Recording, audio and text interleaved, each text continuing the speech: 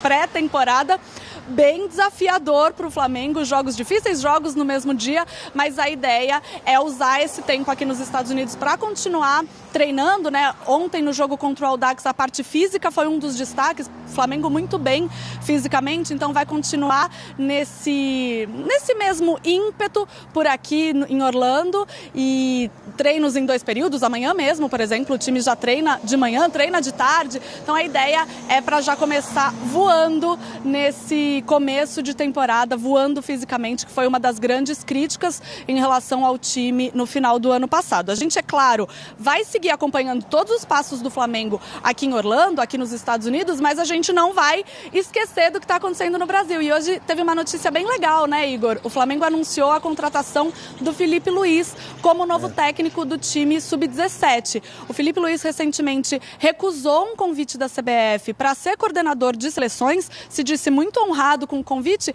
mas deixou claro que ele queria justamente focar na carreira como treinador. Então agora vai começar a dar os primeiros passos nessa nova função com o time Sub-17 do Flamengo. Ele é ídolo do Flamengo, é torcedor rubro-negro, já deixou muito claro que o sonho dele é um dia poder comandar a equipe principal do Flamengo, então vai começar a dar esses primeiros passos com a categoria de base do Flamengo, uma notícia muito bacana que vem aí do Brasil hoje, Igor. Lívia, muito obrigado pelas informações, estou com inveja do clima ameno que ela falou que tá em Orlando. Nossa, saudades, clima ameno. Porque aqui, sinceramente, cara, a gente está dentro de um fogo. Clima ameno, o que é isso? Eu não sei o que é um clima ameno. É inverno, mas inverno na Flórida, de fato, é ameno, né? Aquele inverno. Tranquilo. Ó, ótimo trabalho para você daí, Lívia. Qualquer atualização, só mandar para a gente aqui durante a programação. Eu vou, antes de começar a entrar no jogo, de fato, já que a Lívia tocou no ponto do Filipe Luís, a maturidade do Filipe, Renata, acho que passa pela recusa à seleção brasileira nesse momento. Acho que isso já mostra um pouquinho da cabeça diferente, que é um cara muito preparado. E focado, né? Eu ia focado no objetivo. palavra. Preparado, ele está se preparando há um tempo, mesmo quando estava jogando, para a função que está exercendo agora. E caras como ele, caras como o Alex, Cabeça, que estava no São Paulo há pouco tempo também na divisão de base, esses caras, desde o campo, eles passam a impressão para a gente pela carreira e pela cabeça, que eles pensam o futebol de um jeito diferente. Então, a gente sabe se vai dar certo ou não, daqui a pouco a gente vai saber, né? Nos anos seguintes. Mas é uma expectativa alta de um cara para ser formado aqui como um grande treinador no Brasil. E eu acho que uma coisa bem legal disso é, imagina um moleque do Sub-17, porque o Filipe Luís parou de jogar ontem. É ídolo desse Ontem. Esse moleque viu o Filipe Luís jogar e conquistar as principais coisas, seja pelo Flamengo, pelo Atlético de Madrid, com a seleção brasileira, os jogos que ele fez, que ele também tem uma história ali. Então eu acho que é ainda mais sensacional a oportunidade, né, porque você já vê aquele cara como uma referência e você vai estar trabalhando diariamente com esse cara, você que está no seu início de formação até o profissional, né? Lógico que você já passou por algumas etapas. Mas é um período importante, né? Exatamente, Claro. é o período da virada de chave, de você vai ser jogador, qual caminho você vai seguir, enfim. E você tem uma referência desse tamanho, né? Então, acho que é um aprendizado também para o Filipe, porque é óbvio que ele tem uma capacidade absurda, a gente sabe disso, a gente já viu o tanto que ele conhece de futebol, às vezes que ele trabalhou aqui com a gente. Quando ele fala sobre futebol, você vê o nível de conhecimento, ele foi também fazer cursos, então, assim, é um cara que estudou, que tem a sua experiência de campo e agora vai começar a colocar em prática esse trabalho, esse sonho, e acho que é, assim, um casamento muito legal, tem tudo para dar certo, tanto para o Filipe se desenvolver como treinador de uma categoria de base, de um momento de formação do atleta, que você tem menos cobranças por resultados e também você consegue um impacto muito maior na vida do jogador, porque o cara que chega no profissional, quando ele tá vou treinar o Flamengo profissional, pô, esse jogador muitas vezes já teve muita história, então assim, para você pode gerar um impacto na vida desse cara, mas para um cara de 16, 17 anos, 15, outra coisa. você tem a capacidade de, sabe, transformar a vida do cara. Você tem muito profissional que trabalha com a base, que não jogou bola, principalmente no nível do Filipe, que poucos chegaram, e que influencia muito positivamente. Sim. Mas o peso de ser o Filipe falando, para o moleque, aquilo fica muito maior. Para o Filipe é bom, porque acho que ele inicia a sua carreira como treinador um pouquinho isento da pressão que existe. Não, um pouquinho isento da pressão por resultado. Ele vai poder vivenciar uma coisa que ele vivenciou, o vestiário no mais alto nível, vai poder vivenciar a experiência de campo, de tomada de decisão. A gente mostrou até imagens dele jogando. Tinha que mostrar aquele jogo contra o Curitiba, lá contra o Barroca, né? O Barroca disse que ele, dentro do campo, corrigiu o time do Flamengo e conseguiu melhorar o time. é um cara que sempre teve essa leitura, mas quando você está comandando, mesmo que não sejam homens, são adolescentes, são jovens jogadores, ainda não são jogadores formados, por assim dizer, você vai ter mais desgaste, você vai ter que se indispor com um por questão profissional, vai ter que puxar uma orelha e ele vai poder viver isso sem a pressão por resultado. Acho que ganha o Felipe por experiência, os meninos por terem contato com um cara do nível dele e o Flamengo, que começa a formar um profissional na sua base, na sua canteira, lá no início, para ser lá na frente um cara preparado para treinar o time principal, que é o sonho da vida dele agora, a partir do... Ele já disse isso publicamente, né? Eu entrevistei o Felipe em 2019, PC, ainda, né, naquele ano do Flamengo, né, fantástico para ele, Felipe, né, na era Jorge Jesus, pouco antes da decisão da Libertadores. E lá, eu estava na entrevista junto com o Caio Mota, e o Felipe já falava, né, de uma vontade, né, de terminar a carreira no Flamengo e de virar treinador. Então, assim, não é de ontem, né? O Felipe não estava terminando a carreira no Fluminense, ele decidiu. Em 2019 ele já falava isso. Tem um detalhe, né? Ele vai trabalhar com adolescentes. Todos nós aqui já fomos adolescentes um dia, a gente sabe como é que é a vida quando você é adolescente. E o Felipe, nas despedidas dele, uma das coisas que ele falou que mais me chamou a atenção foi o seguinte: cara, eu fui pro Atlético de Madrid, estava jogando lá. Quando eu ia jogar contra o time tal, eu procurava saber como atuava o cara que eu ia marcar. O futebol chegou num estágio que não basta apenas você saber jogar futebol. Você hoje tem que se interessar pelo futebol. No Brasil, por exemplo, foi muito comum você ver grandes jogadores. E aí, você viu tal jogo? Não, só jogo, não gosto de ver futebol. Imagina, vou ficar vendo jogo.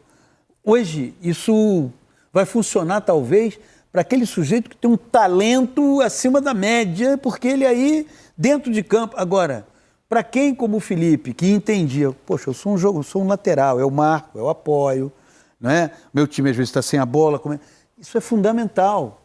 O futebol está pedindo cada vez mais isso. Então ele vai começar a trabalhar com adolescentes e sempre, qualquer coisa que ele fale, ele vai dizer assim, eu fiz isso na prática. Porque mesmo o teórico, como citou o Henrique, sem querer desqualificar os teóricos que se formam, mas os teóricos muitas vezes não têm uma história da prática para contar. Ele tem é assim, você toca, faz isso. O Felipe traz a vivência. É que nem quando a gente começou no jornalismo, que você tinha alguém que nunca foi à rua e tinha alguém que tinha ido à rua. Aquela pessoa você queria conversar com ela, para dizer, Renata, aqui você pode fazer assim, você pode fazer assado, você pode fazer assado. E, de repente, aquele outro que tinha uma formação essencialmente só de redação, nunca foi num jogo, nunca fez, mas é diferente.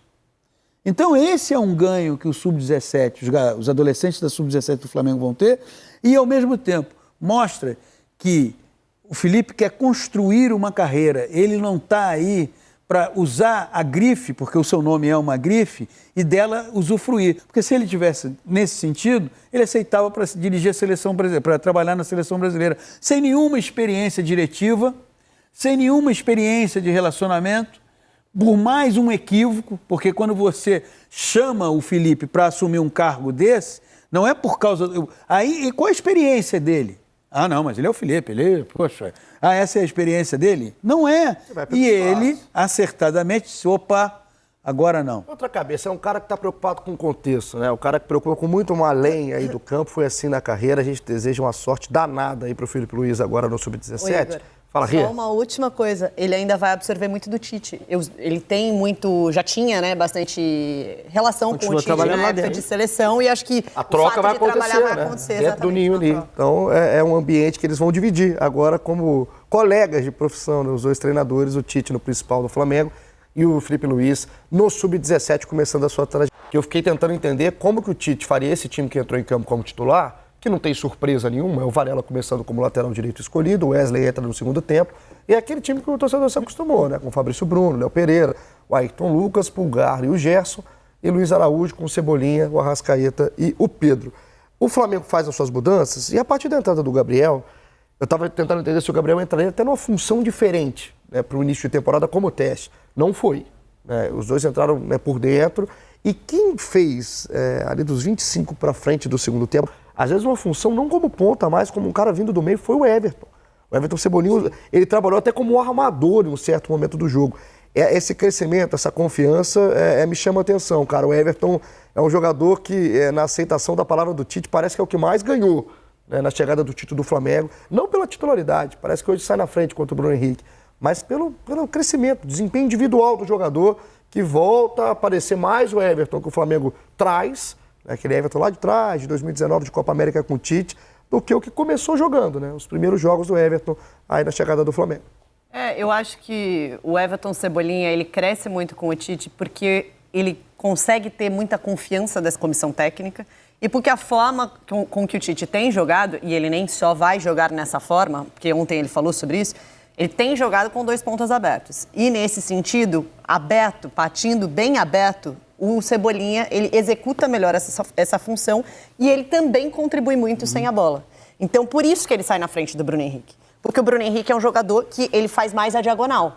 O Everton Cebolinha, jogando bastante aberto, ele consegue render mais. E também tem a contribuição sem bola que funciona melhor com o Cebolinha do que com o Bruno Henrique. Isso nessa forma de jogar. Ele também falou ontem, né, sobre jogar com 4 meias, né, no campo, que sejam mais armadores e tal, e aí uma outra disposição. Mas eu acho que o Cebolinha, então, pelo esquema, pela forma de jogar, isso o beneficia, isso o ajuda. E pela confiança, que eu acho que é a grande diferença, sabe? Porque no ano passado, se a gente parar para pensar, em que momento o Flamengo teve confiança? Para qualquer jogador. A gente vê uma temporada do Flamengo no ano passado em que todos os jogadores, a impressão que ficou é que eles renderam abaixo do que eles podiam. Talvez Fabrício Bruno e Léo Pereira, que tenham sido os mais... Pulgar em algum momento. Os mais regulares. Mas assim, que também em alguns momentos da temporada... Fora o Pulgar, eu acho que todos acabaram sofrendo algumas críticas em algum momento, porque faltava confiança para esse elenco. Justamente pela troca de técnico, pela troca de forma de jogar. O Cebolinha era um dos mais utilizados com o São Paulo ali, ele sempre entrava. Com o Vitor Pereira também, sempre entrava. Só que era isso, era um momento em que o time não encaixava. Então, faltava confiança para todo mundo. E ele era um dos principais alvos de críticas, porque era o cara assim, pô, como que a gente pagou tanto por um cara assim... E ele sentiu, né, Renata? Porque nos jogos que eu fiz ali no Maracanã, nos jogos do Flamengo, em alguns momentos, ainda na era São Paulo, acabava o jogo, mesmo em momento de vitória do Flamengo, o time ia lá no meio do campo, cumprimentar a torcida, o Cebolinha, mais de uma vez, cara, ele pega, ele cumprimenta os jogadores, vai pro banco, vai pro vestiário, às vezes ele não entra no jogo, entra faltando 5, 10 minutos. Então, o Cebolinha sentiu naquele momento. Sempre um semblante carregado, né? Sempre, cara. Ele parecia... até quando ganhava. Um olhar entristecido. Se o Cebolinha tivesse vindo mais barato, ele teria saído do Flamengo.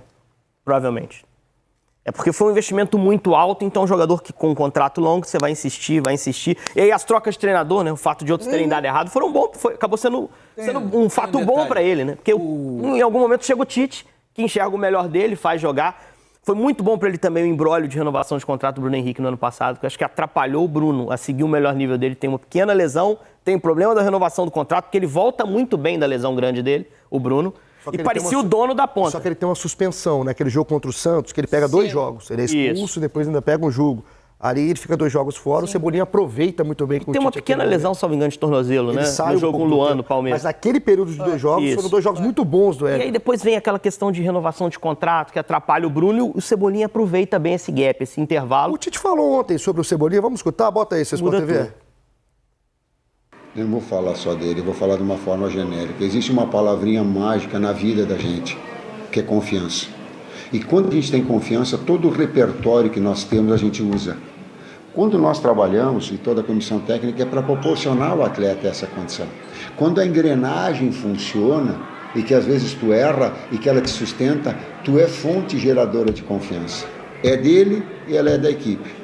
E hoje, o fato de ter e não ter um condicionamento físico igual, e o adversário surpreendeu porque veio marcando alto, trocou alguns atletas para serem mais móveis, para retirar a vantagem física, a imposição e o modelo para ficar com a bola, ela deu, sim, naquilo que é a superioridade técnica do Flamengo, a condição de vencer o jogo. PC, não é contra o Audax que a gente vai falar que está tudo certo no Flamengo, agora começou não, claro que não, é muito frágil. É óbvio que existe forma diferente de se ganhar de um adversário frágil. Os sinais que o Flamengo dá, Igor, é de que esse ano não vai ser igual aquele que passou. Primeiro, porque o Flamengo começa o ano com o técnico que assumiu o time em outubro. A gente estava falando sobre o Cebolinha, estava me lembrando assim, técnicos como o Sampaoli, não vou discutir a capacidade dele não, no aspecto de montagem da equipe, mas para mim, hoje tenho muitas dúvidas, especialmente em clubes de futebol do Brasil, se um técnico que tem muita dificuldade de relacionamento, se esse técnico consegue tirar o máximo de cada um dos seus jogadores. Acho que o Sampaoli, por exemplo, o Cebolinha, é um jogador que, de repente, você precisa ter um tipo de relacionamento e tratamento, porque o temperamento dele pede. E talvez o Sampaoli não seja uma pessoa preocupada com isso. O Sampaoli é uma pessoa que... Os relatos, o Henrique sabe disso porque ele trabalhou em Belo Horizonte. Nós aqui no Rio também ouvimos. Tem jogador que gosta dele lá. Sim, sempre vai ter. Sempre tem, esse que é o ponto. Sempre vai ter alguém que vai dizer, pô, claro, agora ele me melhorou, eu fiz coisas que eu não tinha exatamente, feito. mas pode ser que ele não consiga olhar o todo. Eu tô entendendo o que você está dizendo. Ele não consiga olhar o grupo. Ele olha um e fala, esse eu vou pegar pelo braço e vou desenvolver. E aquele eu não quero nem saber. Se esse não me acompanhar, ele tá fora. Não vou ser eu que vou puxar ele para dentro. O Tite, penso eu, tem um perfil diferente. O Tite, como ele abre a resposta, eu vou falar dele, vou falar do grupo, ter esse olhar apurado, porque, principalmente no elenco, onde o nível de competição para ser titular é muito elevado. O elenco do Flamengo não te permite acomodação. Ontem a gente teve a volta do Alan, né? Entrou no segundo tempo. O Alan pode ser substituto ao Pulgar, que o Flamengo não teve na temporada passada. Bota o Campinho de novo do time titular, que não tem tanta diferença, é só com Varela de novo a gente coloca que ele é o escolhido para começar a temporada. O Flamengo, né, tá ainda em negociação com alguns jogadores. Hoje a gente tem a informação do Fred Gomes e do Marcelo Corrêa, que o Marcos Braz e o Bruno Spindel estão em Roma para tentar fechar a contratação do Vinha, que não é uma contratação fácil também junto à Roma, mas seria um jogador para aquela lateral esquerda que hoje é do Ayrton Lucas e só dele, né? O Flamengo não tem nenhuma sombra aí ao Ayrton. Eu vi o jogo ontem, né, Henrique, olhando a fragilidade do Audax, não tem nada pronto no Flamengo, o caminho é longo, mas tentando achar o lugar para o De La Cruz. Eu confesso que em algum momento eu olhei e falei, cara, vai ser aqui na vaga do Luiz Araújo, e aí muda o sistema, joga no losango. É isso o mais provável, mas aí muda realmente o sistema, joga no losango, o De La Cruz faz o que o Luiz faz. Eu fiquei pensando mais em De La Cruz do que no 4-0 no final do jogo. Eu acho que o De La Cruz, jogando como ponta pela direita, ele pode fazer um trabalho semelhante ao que o Ribeiro fez quando jogava junto com o Arrascaeta, de alguma troca. É algo estranho pra ele. Isso, ele até falou sobre isso, né? Ele tem uma relação boa, tem algum entrosamento com o Arrascaeta, ele deve estar percebendo isso também no treinamento, né? Pô, realmente dá para explorar isso. É o Bielsa. Eu só tenho uma dúvida, apesar de não escalar tanto o Arrascaeta assim, né? O De La Cruz é titular absoluto da seleção. Eu tenho uma dúvida se, por exemplo, o Flamengo conseguir trazer o Luiz Henrique do Betis. Porque aí fica muito claro que ele vai estabelecer uma disputa de pontas, Luiz Araújo e Luiz Henrique. Eu tenho visto na montagem do elenco do Flamengo esse ano as disputas mais claras. O jogador sabe mais claramente com quem ele vai brigar por posição. Se vem o Luiz Henrique, a disputa do De La Cruz, ela automaticamente passa com a Arrascaeta? Eu acho que vai ter momento que o Arrascaeta vai estar fora, como foi nas últimas temporadas, e aí De La Cruz supre naturalmente ali. Terá um momento que os dois estarão fora. Isso, ou os dois dentro, e aí a coisa pode pegar para o Gerson. Por causa da Copa América. Isso, e os dois dentro, e a coisa pode pegar para o Gerson. Porque o próprio Tite disse que ele foi utilizado em treino como segundo homem de meio. Vamos escutar o Tite? Vamos lá, exatamente sobre essa utilização aí nos treinamentos do De La Cruz. Todos os atletas, ele é um atleta de nível e todos os atletas a gente procura colocar dessa forma. 2 atletas em cada posição, buscando competir. A equipe evolui com isso. Cooperam entre eles, mas competem para elevar o nível técnico. E o De La Cruz tem essa característica, né? Ele é um jogador com uma qualidade versátil para ter sido utilizado em 2, 3 funções, tem treinado em 2 funções diferentes, o segundo meio-campista, um externo que flutua para que a passagem do lateral aconteça, de muita qualidade técnica, ele tem um link com o Arrascaeta, eles já pensam isso, já tem uma sintonia, então tu tem possibilidade de jogar com 4 jogadores de articulação ou de jogar com 2 pontas de velocidade, então a equipe ela ganha com isso. Eu tinha um diretor que colocava para mim assim, se eu contratar, mas lá atrás, no início daqui, eu estou contratando bons jogadores, tu não vai te atrapalhar. Aí eu, num momento eu acho, de inspiração, eu disse assim, era seu Enio, o diretor, eu disse, seu Enio, se eu me atrapalhar, eu vou acertar, porque os dois são bons que estão fora. Ou um ou outro, você vai encontrar um jogador de qualidade. Essa é a essência. E um outro é o espaço para a base. Se tu pegar um jogador que não desempenha, ele tranca um jogador da base, uma evolução do Ryan, a evolução do Matheus. Então, tu encontrar esse equilíbrio, que ele é muito difícil, tu pegar jogadores né? Que te deem essa qualidade. E aí, se eu me atrapalhar, eu vou acertar. Renata, nessas brigas que parecem realmente muito mais determinadas com o Tite no Flamengo em 2024, ele fala num treinamento do De La Cruz como segundo homem e como meia. Hoje, para a gente pensar no melhor De La Cruz que o Flamengo pode ter e não no melhor encaixe, não vão jogar 13. Então o Flamengo vai ter que ter um jogador bom ali no banco de reservas. O melhor De La Cruz hoje é disputando com o Gerson, né, um segundo homem, no meio-campo composto ali junto com a Arrascaeta, uma provável transferência do Luiz Henrique, o Flamengo ganha também essa disputa com o Luiz Araújo, ou é pensar no De La Cruz numa briga uruguaia, né, dele com a Arrascaeta direto? Então, Igor, eu acho que, na minha concepção, a briga maior é com o Gerson, só que eu vejo que o Arrascaeta, ele tem uma questão de não, pelo menos no último ano, talvez a gente pensar nos últimos 2 anos, de instabilidade física, né? Ele é muito exigido, às vezes ele não consegue jogar 90 minutos naquela intensidade, né? O calendário do futebol brasileiro é absurdo. Ele foi para a Copa do Mundo, teve aquele tempo, né, quando ele voltou para justamente, teve problema muscular, etc e tal. Então, assim, eu acho que já tem um pensamento de assim, será que eu vou ter o Arrascaeta por 90 minutos na intensidade que eu quero? Talvez não. Então, por isso eu preciso de uma outra pessoa que possa fazer essa função. Esteja essa pessoa já em campo, e aí ele poderia estar na função do Gerson em campo, junto com o Arrascaeta. Aí quando o Arrascaeta sai, ele passa a fazer a função do Arrascaeta e o Gerson entra, por exemplo. Você tem esse tipo de alternativa. O que eu acho, e aí ele deixou claro nessa entrevista, quando ele fala das formas de jogar, é que assim, mesmo que o De La Cruz possa jogar mais pela direita, assim como o Everton Ribeiro fazia, um meio aberto, ele não disputa com o Luiz Araújo na mesma função, ele não faz a mesma coisa que o Luiz Araújo. É uma outra característica, porque aí ele falou, eu posso jogar com 2 pontas abertos ou eu posso jogar com 4 meias de articulação. E acho que essa é a diferença. Então, assim, quando não tem, pode ter o Luiz Araújo e o Luiz Henrique disputando por essa posição de ponta pela direita, de extrema, que ele fala. E aí o De La Cruz, ele faz várias outras funções, ele poderia